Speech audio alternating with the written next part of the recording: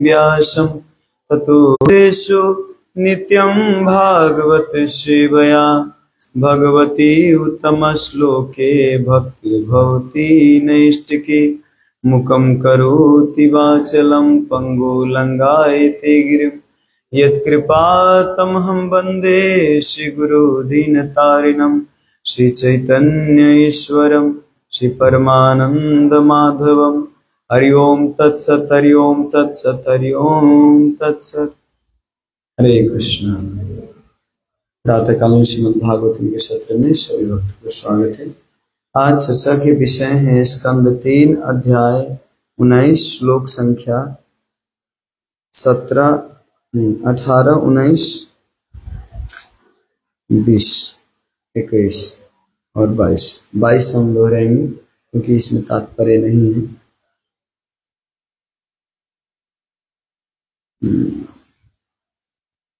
अधोरुधा सृजन जन्मायां योगमाया स्वरे हरो या विलोक्य प्रजास्त्रता मेनिरे यस्योपम स्वयं।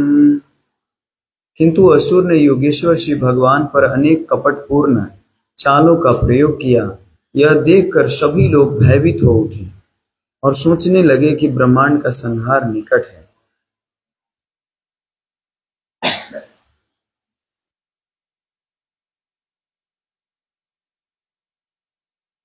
प्रवरोर्वायवचण्डास्तमं पांसमैरयन् दिग्भयो निपेतुग्रावाण क्षेपणैः प्रहिता इव। सभी दिशाओं से प्रचंड वायु बहने लगी।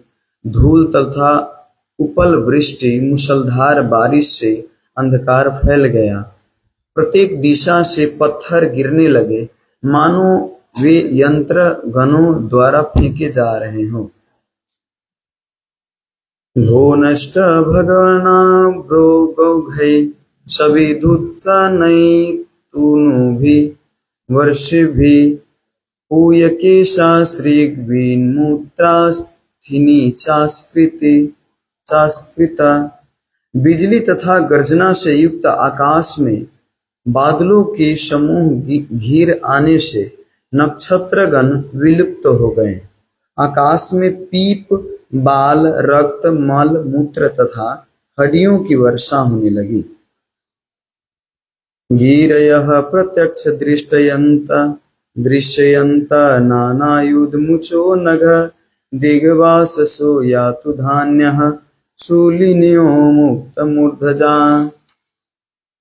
हे अनघ विदुर, पर्वतों से नाना प्रकार के अस्त्र शस्त्र निकलने लगे और त्रिशूल धारण किए हुए नग्न राक्षसियां अपने फूले केस लटकाते हुए प्रकट हो गई। बहुवीर्य अक्षरो क्षोभी पत्यस्वरथ कुंजरहि आतताये भीरुत्सृष्टा हिंस्त्रावाचोति वैससा। यक्षों तथा राक्षस आतताइयों के समूह अत्यंत क्रूर एवं अशिष्ट नारे लगा रहे थे, जिनसे अनेक या तो पैदल जा रहे थे या घोड़े, हाथियों अथवा रथों पर सवार थे। 22 नंबर के दोहराने का प्रयास कीजिएगा। प्रादुस्ता कृतानां मायानां आसुरीणां विनाशय सुदर्शनास्त्रं भगवान् प्रायुक्तं दयितं त्रिपात् प्रातुस्कृतां मायानां आसुरीणां विनाशयन् सुदर्शनास्त्रं भगवान् प्रायुक्तं दयितं त्रिपात् प्रादुष्कृताणां मायानां आसुरीणां विनाशयात् सुदर्शनास्त्रं भगवान् प्रायुक्तं दयितं त्रिपाद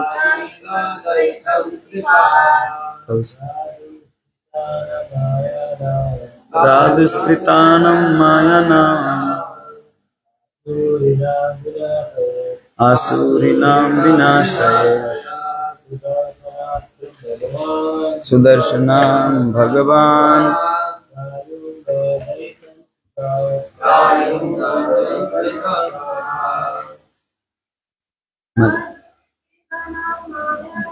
प्रादुष्कृतानां मायानाम् आसुरीणां विनाशाय सुदर्शनास्त्रं भगवान् प्रायुक्तं दयितं त्रिपाद। शब्दार्थ इस प्रकार है। प्रादुष्कृतानां प्रदर्शित, मायानां जादुई शक्तियां, आसुरीनाम असुर द्वारा प्रदर्शित, विनाशयत विनष्ट करने का इच्छुक, सुदर्शन अस्त्रम सुदर्शन चक्र भगवान श्री भगवान ने प्रयुक्त फेंका, दयितम प्रिय, त्रिपाद समस्त यज्ञों के भोक्ता। अनुवाद इस प्रकार है। तब समस्त यज्ञों के भोक्ता श्री भगवान ने अपना प्रिय सुदर्शन चक्र छोड़ा, जो असुर द्वारा प्रदर्शित समस्त माया जाल की शक्तियों को तहस नहस करने में समर्थ था। तात्पर्य, प्रख्यात योगी तथा असुर कदाचित अपनी योग शक्ति से अत्यंत जादुई चमत्कार दिखलाते हैं, किंतु जब श्री भगवान अपने सुदर्शन चक्र को छोड़ देते हैं तो ये समस्त माया जाल विलुप्त हो जाता है।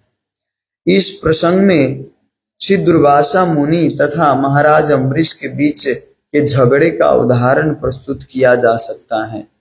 दुर्वासा मुनि अनेक आश्चर्यजनक योग युक्तियां दिखाना चाह रहे थे, किंतु जब सुदर्शन चक्र प्रकट हुआ तो वे स्वयं डर गए और अपनी रक्षा हेतु विभिन्न लोकों में दौड़ते फिरे। श्री भगवान को यहाँ पर त्रिपाद कहा गया है, जिसका अर्थ है वे तीनों प्रकार के यज्ञों के भोक्ता हैं।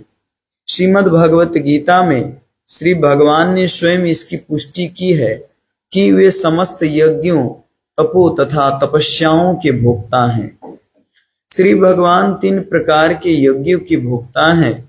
श्रीमद् भगवत गीता में आगे यह भी वर्णन आया है कि द्रव्य, ध्यान तथा चिंतन के भी यज्ञ होते हैं।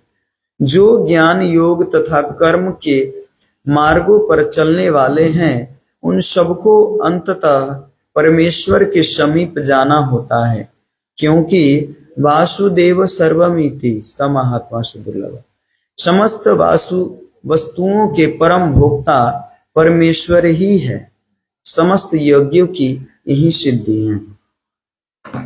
ओम ज्ञानतिमिरन्धस्य ज्ञानाञ्जनशलाकया चक्षुन्मीलितं येन तस्मै श्रीगुरुवे नमः।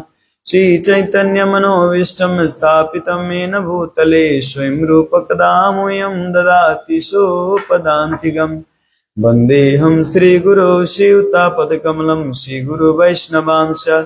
श्रीरूपं साग्रजातं सगन रघुनाथान्वितं तं सजीवं साद्वैतं सावधूतं परिजनसहितं कृष्ण चैतन्य देवं श्रीराधा कृष्ण पादान् सगन ललिता श्रीविशाखान्वितांश।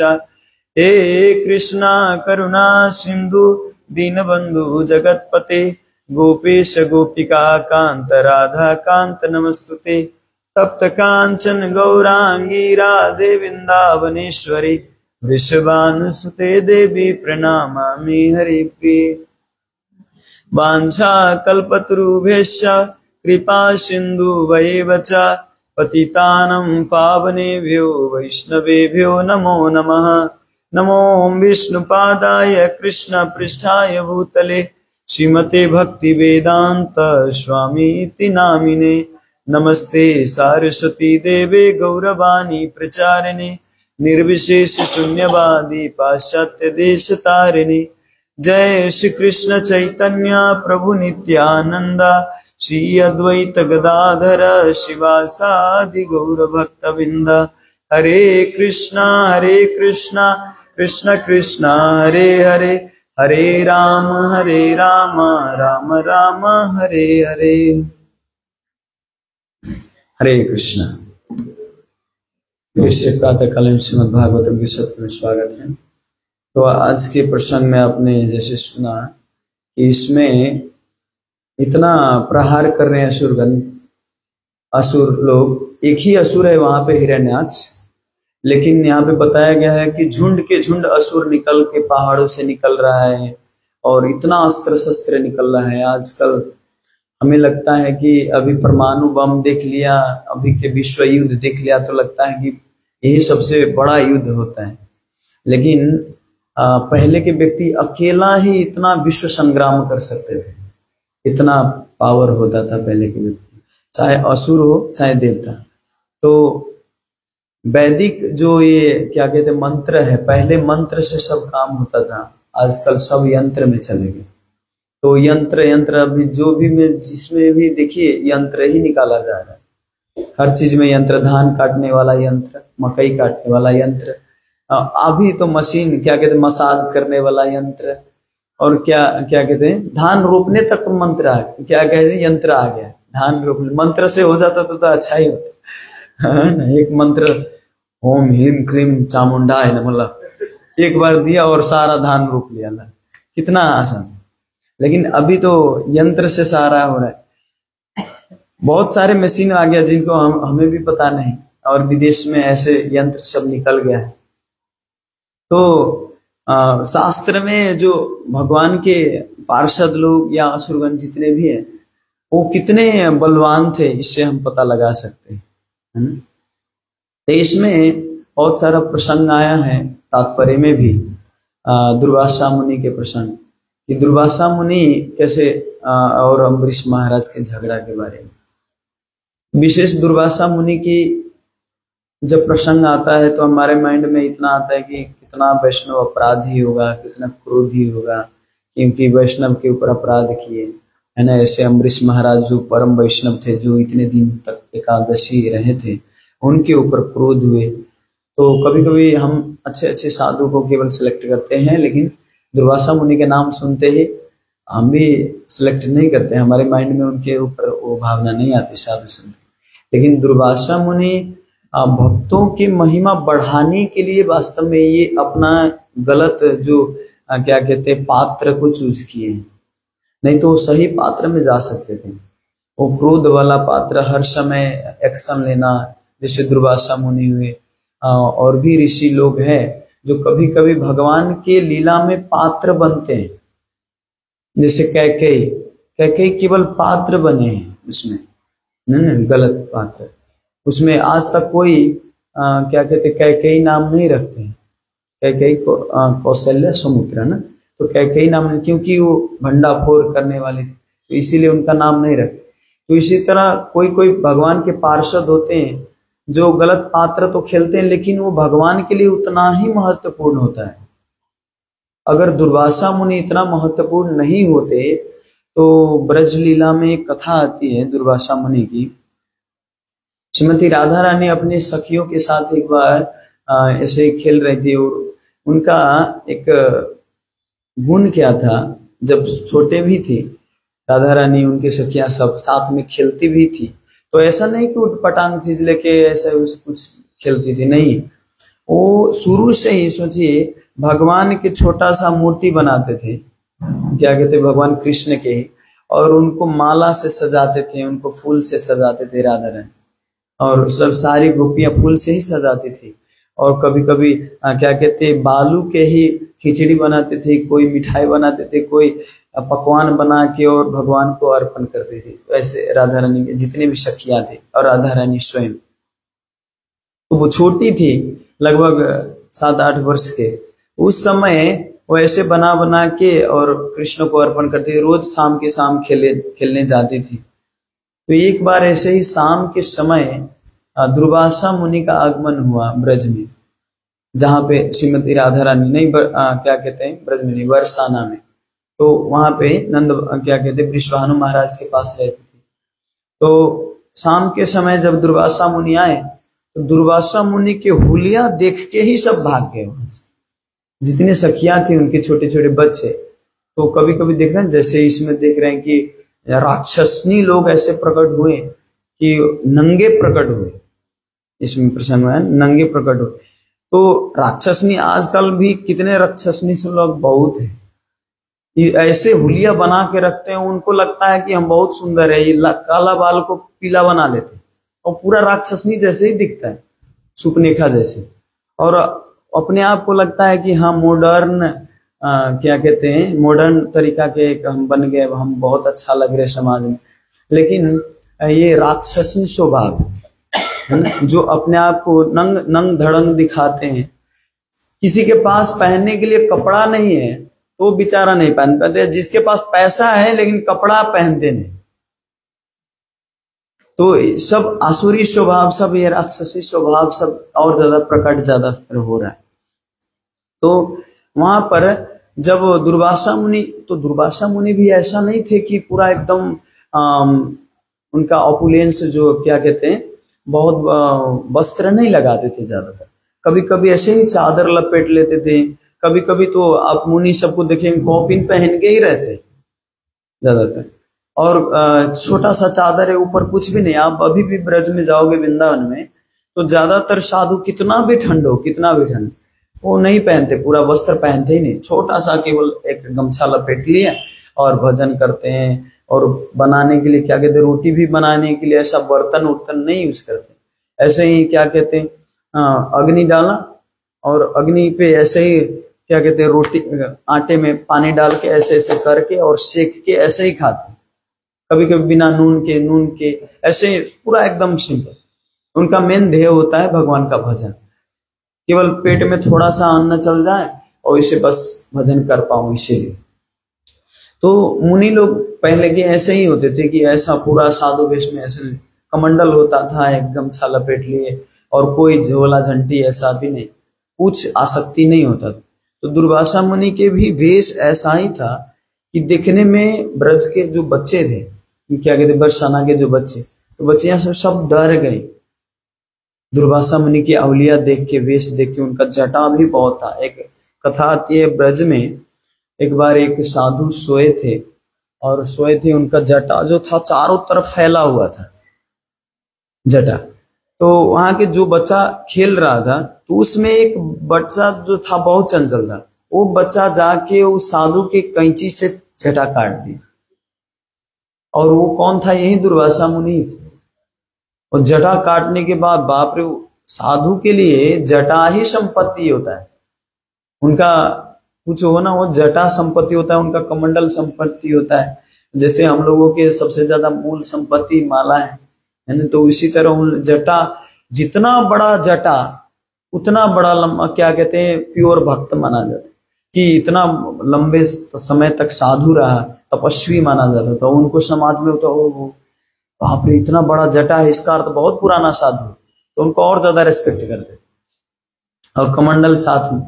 तो इनका जटा काट दिए थे दुर्वासा मुनि को, तो उसी समय श्राप दिए और बोले कि तुम अभी जाके गोही बन जाओ। गोही क्या होता है, चुपचाप क्रोकोडाइल, जो पानी में चुपचाप जाके और पैर पकड़ के और खाने का प्रयास करते। तो तू बच्चा हो गए, तू अभी आके और ये काटने का प्रयास किया। देखिए दुर्वासा मुनि बच्चा होके छोड़ भी सकते थे ना, लेकिन वहां पे श्राप दिए। लेकिन साधु के श्राप भी बड़ी वरदान काम करता है, और बोले कि तू क्रोकोडाइल बन जा।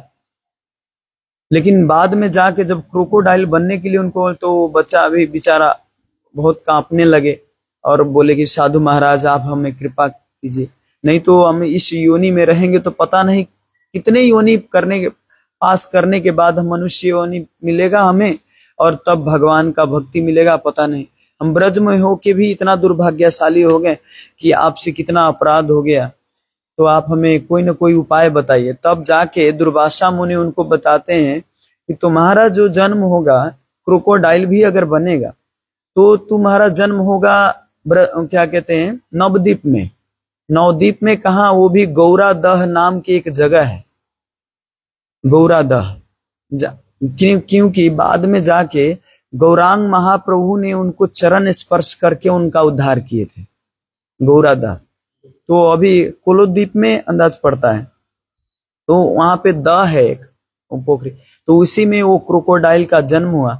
बाद में चैतन्य महाप्रभु अपने पार्षदों के साथ संकीर्तन करते जा रहे थे, तो गांव के लोग, हरिदास ठाकुर, स्वरूप दामोदर, सबको डर था कि वहां पे कोई जाए ना, क्योंकि क्रोकोडाइल वहां पे डर पे कोई स्नान करने ना जाए।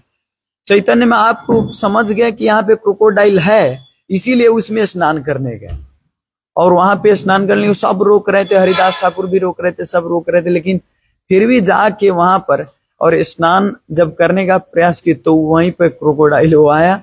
और जब भी भगवान के क्या कहते, वो खाने नहीं आया, वो चरण स्पर्श, उनको पता था कि भगवान है, क्योंकि दुर्वासा मुनि ने उनको वरदान दिया था कि जब भगवान गौर रूप में आएंगे तो तुमको चरण स्पर्श जब कराएंगे तब तुम्हारा उद्धार होगा। तो इसीलिए वो पूरा संतुष्ट होके आए। तो वहां से जब चरण स्पर्श हुआ भगवान चैतन्य महाप्रभु के, तो फिर वो अपना स्वरूप में आ गए और फिर चले गए अपने धाम। यहाँ पे दुर्वासा मुनि जब क्या कहते बरसाने में आई थी, तो सारी बच्चियां जितने भी गोपियां थी सब डर के भाग गए। लेकिन आश्चर्य के बाद क्या हुआ, वहां पे श्रीमती राधा रानी छोटी थी, लेकिन श्रीमती राधा रानी बिना डरे वहां पे एकदम अडिग हो गई और दुर्वासा मुनि को जाग के प्रणाम किए। ऐसे साधारण स्त्री नहीं है ना, इस संसार के कोई सर्वश्रेष्ठ स्त्री नहीं है, वो अचिंत्य शक्ति है भगवान के, भगवान ही स्वयं है। श्रील प्रभुपाद एक जगह पे बताते हैं कि कृष्ण और राधा रानी को कोई नहीं समझ सकता, ये वास्तव में अद्वितीय है, कोई समझ ही नहीं सकता श्रीमती राधा रानी और भगवान कृष्ण को। तो श्रीमती राधा रानी वहां पे जाके अड़ी होके और क्या कहते दुर्वासा मुनि के चरण जाके पकड़ के और प्रणाम करने लगे। जब प्रणाम किए तो दुर्वासा मुनि इतने, देखिए वहां पे श्राप भी दिए और इधर वरदान भी दे रहे हैं। यहाँ पे राधा रानी को वरदान दिए कि हम तुमसे बहुत प्रसन्न है, देखो हमसे डर के यहाँ सब भाग गया, लेकिन तुम यहाँ पे प्रणाम किए और क्या कहते हैं हमें आदर सत्कार की, तो बताओ मैं तुम्हें वरदान दे, लेकिन एक शर्त है, तुम अगर मेरे लिए एक स्वादिष्ट कुछ परिकार बना के लाओगे, मेरे हमको कुछ खिलाओगे तो हमें खुशी होगी। तो श्रीमती राधा रानी तुरंत गए अपनी माता से, क्या कहते कृतिका, उनके माता के नाम कृतिका, तो जाके और कुछ चावल लिए, दूध लिए, चीनी लिए और छोटी सी बर्तन भी लिए और खुद जाके एक स्वादिष्ट परिकार खीर बनाए घर में। और उस खीर को इतना, श्रीमती राधा रानी के हाथ के स्पर्श से वो खीर इतना स्वादिष्ट बना, इतना स्वादिष्ट बना कि दुर्वासा मुनि के जीवन में पहली बार कोई इतना स्वादिष्ट खीर खिलाए। दुर्वासा मुनि ऐसे ही श्रीमती राधा रानी से प्रसन्न थी, लेकिन फिर भी वो जो क्या कहते हैं राधा रानी के और जो परिकार जो स्वादिष्ट खीर था, उस खीर को खा के दुर्वासा मुनि को अत्यंत हर्ष हुआ। यहाँ पे आप देखेंगे तो श्रीमती राधा रानी वरदान दे सकते हैं इनको, दुर्वासा मुनि को, क्योंकि श्रीमती राधा रानी को इस वरदान शक्ति नहीं। लेकिन यहाँ पे एक ये सिखाते लोक रीति, लोक रीति एक होती है जब कोई समाज में आता है, तो आप चाहे बुजुर्ग हो, कभी कभी मैं भी जाता हूँ या साधु संत हमारे सन्यासी महाराज भी जाते, ऐसा नहीं कि सन्यासी हो गए या आप ब्रह्मचारी हो गए तो माता पिता को प्रणाम नहीं करना है, या क्या कहते हैं घर में या गांव में कोई बुजुर्ग है तो उनको प्रणाम नहीं करना है। प्रणाम करना चाहिए क्योंकि इससे आशीर्वाद ही आता है। तो श्रीमती राधा रानी ये सिखा रहे हैं कि वास्तव में खुद श्रेष्ठ होते हुए भी तत्वों में श्रेष्ठ है, लेकिन एक लोक रीति है कि अगर कोई साधु घर में आए या कोई गांव में आए तो उनको रिस्पेक्ट करना है। अगर कोई मैं क्या रास्ते में प्रभु जी मिल गए तो उनको हरे कृष्णा कम से कम प्रणाम तो करना ही चाहिए। मंदिर में आते ही जब भी कोई तो हरे कृष्णा एक रिस्पेक्ट, नहीं तो सच में अपराध कब कब बनता रहता है पता ही नहीं चलता है। तो वहां पे सब भागे लेकिन श्रीमती राधा रानी जब रोकी तो उनको वरदान देने के लिए पूरा रह गए और बोली कि तुम मांगो कुछ। श्रीमती राधा ने बोली कि नहीं, हमें कुछ नहीं चाहिए, आप जो भी अपने खुशी से देंगे हमें स्वीकार है। दुर्वासा मुनि बोले कि आज तुम हमें इतना स्वादिष्ट परिकार बना के खिलाए, तो आज के बाद मैं वरदान देता हूं कि जो भी तुम परिकार बनाओगी वो एक जैसा नहीं होगा स्वाद उसका। आज के बाद जो भी जितना बार बनाओगी उतना बार स्वाद ही अलग अलग होगा, अत्यंत मधुर स्वाद होगा। और ये अमृत से, जैसे जो अमृत भरा होता है अमरता वरदान देता है, अमरता प्रदान करता है, क्या कहते हैं, उम्र में वृद्धि लाता है उसका। उसी तरह तुम जो भी परिकार बनाओगी, इस परिकार जो खाएगे उस परिकार से खाने के बाद उसका उम्र में वृद्धि हो और वो अमर होने का चांस रहेगा ज्यादातर, जो भी परिकार खाएगा ये। तो श्रीमती राधा रानी जब भी बनाती तो ये बात सबको पता चला ब्रज में। ये बात क्या कहते हैं, यशोदा मैया को भी पता चला। और ब्रजवासी के सर्वप्रिय कौन था? कृष्ण। तो चाहे कि और दूसरे को ये अमरता प्रदान न हो, ये अमरता प्रदान किसको? कृष्ण को। कृष्ण अमर तो है ही है कृष्ण को। कभी कभी हमें लगता है कि भगवान को भी किसी ने बनाया है। जैसे हम एक छोटा लॉजिक से समझ सकते हैं, भगवान को बनाया, अगर इसमें अगर लॉजिक लगाए कि भगवान ने किसी ने बनाया तो किसी का नाम लेंगे। मानिए क्या कहते, ब्रह्मा जी ने बनाया भगवान को, भगवान कृष्ण को। अब ब्रह्मा जी ने किसको बनाया? ब्रह्मा जी ने कौन बनाया? ब्रह्मा जी को। फिर उसको कौन बनाया? फिर उसको कौन बनाया? फिर उसको कौन बनाया? अगर ऐसे ऐसे हम चैनल में जाएंगे तो पता ही नहीं चलेगा कौन बनाया, किसी का अंत ही नहीं होगा। तो फिर अंतिम है कौन? जैसे ट्रेन चलता है और ट्रेन में हम पूछेंगे इंजन से ऊपर कौन है? इंजन खींच रहा है ना, तो इंजन को खींचने वाला कौन है कोई? नहीं ना। शक्ति है, बहुत सामर्थ्य, जैसे भगवान की शक्ति भक्त हैं इसी तरह, लेकिन इंजन से ऊपर तो नहीं है ना, इंजन खींचता है ना। इसी तरह जैसे राजा, अगर बताया जाए कि इस देश में राजा है तो राजा को कौन बनाया? राजा तो उससे ऊपर नहीं है ना, राजा सब देख रहे हैं ना।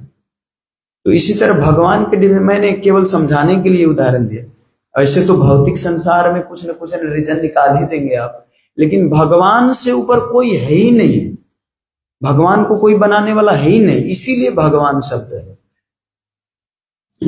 तो यहाँ पे ब्रज में यशोदा मैया को जब पता चला कि ऐसा वरदान मिला है श्रीमती राधा रानी को, तो इसीलिए जाके और प्रस्ताव रखा गया वृषभानु महाराज को कि आप अपना पुत्री ना हमें दे दीजिए, हमें कृष्ण के लिए वो रोज परिकार बना के खिलाएगी और रोज हमारे कृष्ण जो है अमर बनेगा। यशोदा मैया के ये बात है कि ये जो अमृत है ये केवल कान्हा को मिले। नंद बाबा के 9 लाख गैया थी और 9 लाख गाय में सबसे जो श्रेष्ठ गाय था, उस श्रेष्ठ गाय के ही दूध केवल खिलाते कन्हैया को, क्योंकि इस गाय को क्या कहते, क्या गाय का नाम था? नहीं, सुरभि, कामधेनु, और भी एक बहुत सुंदर नाम है जो सबसे श्रेष्ठ गाय माना जाती थी। तो उस गाय के दूध कन्हैया के लिए बचा के रखते थे, उसके लिए माखन, उसके लिए दही, बहुत प्रकार बना के रखते थे यशोदा में। तो ब्रजवासी के एक ही उद्देश्य होता था कि कन्हैया के लिए सर्वश्रेष्ठ चीज क्या है, उनकी खुशी के लिए हम क्या कर सकते हैं, इसीलिए उनका नाम ब्रजवासी। और ब्रजवासी का भाव ऐसा नहीं कि कोई जाके और यहाँ दिल्ली से जाके ब्रज में रह गया तो ब्रजवासी हो गए। हम भी जाके और 10 साल रह गए तो हम ब्रजवासी हो गए, 30 साल रह गए, 40 साल बिता लिए तो हम ब्रजवासी हो गए। आप कहीं भी रहो, अगर ब्रजवासी के कृष्ण की इच्छा के अनुसार अगर आप नहीं चलते हो तो आप ब्रजवासी नहीं बन सकते। यहीं पर हो, जैसे हमारे श्रील प्रभुपाद जी अमेरिका गए, लेकिन अमेरिका में भी कृष्ण की इच्छा के अनुसार प्रचार करे थे। कृष्ण की इच्छा क्या है? गुरु की इच्छा। तो गुरु की इच्छा, कृष्ण की इच्छा के अनुसार ही सब कार्य कर रहे थे। इसीलिए प्रभुपाद जी गर्व के साथ छाती ठोक के बोलते थे कि हम ब्रजवासी। अपने अपने जितने भी शिष्य थे, शिष्य भी कभी कभी कहते हैं प्रभुपाद हमें तो ब्रजवासी का फॉलो करना चाहिए, रूप गोस्वामी ने तो ऐसा बताया। प्रभुपाद जी छाती ठोक के बोलते थे मैं ब्रजवासी, तुम मेरा फॉलो करो, क्योंकि ब्रजवासी वास्तव में कृष्ण का पक्का फॉलोअर होता है, पक्का। तो हमारे जितने आचार्य हैं, आप नाम सुनते होंगे कि इनका जन्म यहाँ हुआ, इनका घर यहाँ पर है, पैदा यहाँ पे हुआ, लेकिन कहीं भी पैदा हुए, कहीं भी जन्म लिए, अपना जीवन कृष्ण के इच्छा के अनुसार बिताए, इसीलिए वो ब्रजवासी। अगर हम भी अपने इच्छा के अनुसार, क्या कहते हैं, कृष्ण की इच्छा के अनुसार अगर जीवन बिताए, शास्त्र की इच्छा अनुसार, गुरु की इच्छा के अनुसार, तो इसमें भी ब्रजवासी का काउंट आता है। कभी कभी ब्रज में जाके भी हम ब्रज की इच्छा के अनुसार, कृष्ण की इच्छा के अनुसार नहीं चल सकते, क्योंकि हमारा जो संस्कार है, प्रारब्ध है, ऐसे खींचता है कि ब्रज में भी जैसे हम यहाँ देख रहे हैं वैसे ब्रज में भी देखने लग जाते हैं।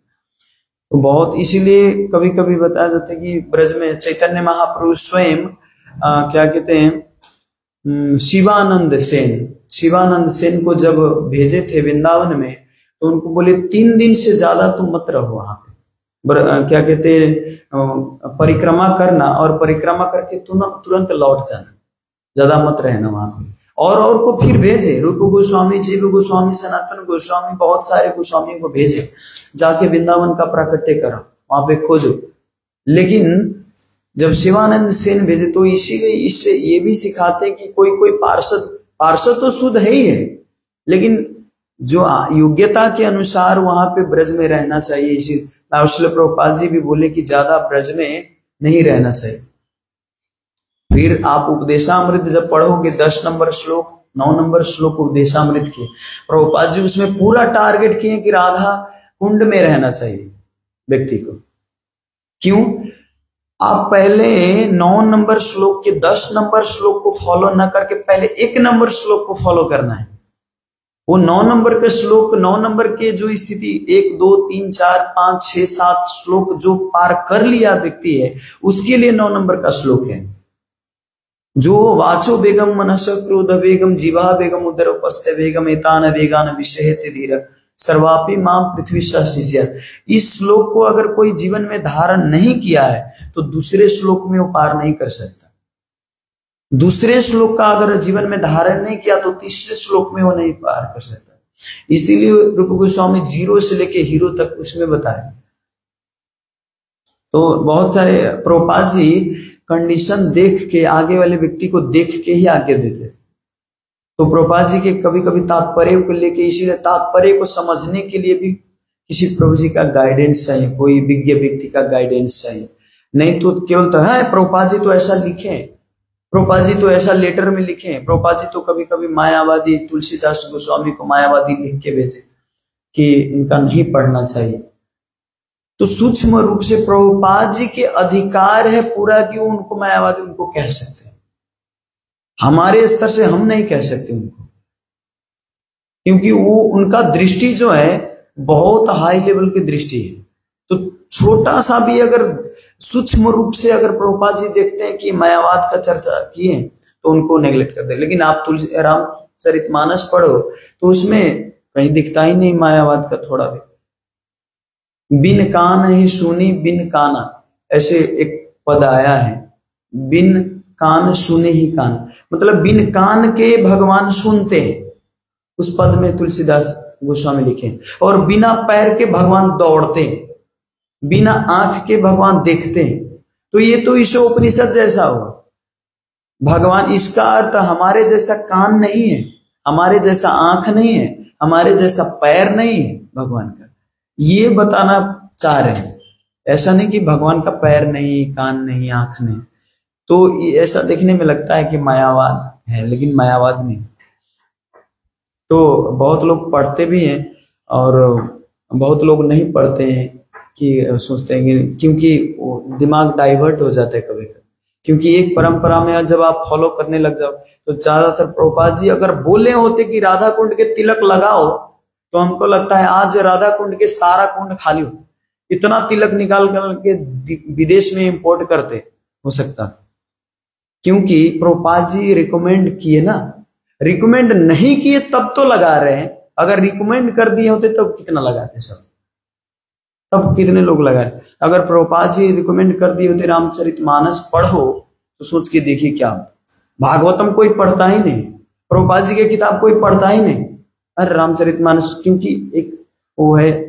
तो सबका अपना इष्ट देव, अपना अपना परंपरा है। तो अपनी श्रद्धा को दृढ़ बनाने के लिए प्रभुपाद जी कभी कभी किसी शब्द को प्रयोग किए, तो उसको हमें आचार्य से, वैष्णवों से समझना चाहिए, अपना ही स्पेकुलेशन नहीं डालना चाहिए। हरे कृष्ण। श्री प्रभुपाद की जय, अनंत कोटि वैष्णववृंद की जय, निताय गौर प्रेमानंद। हरि।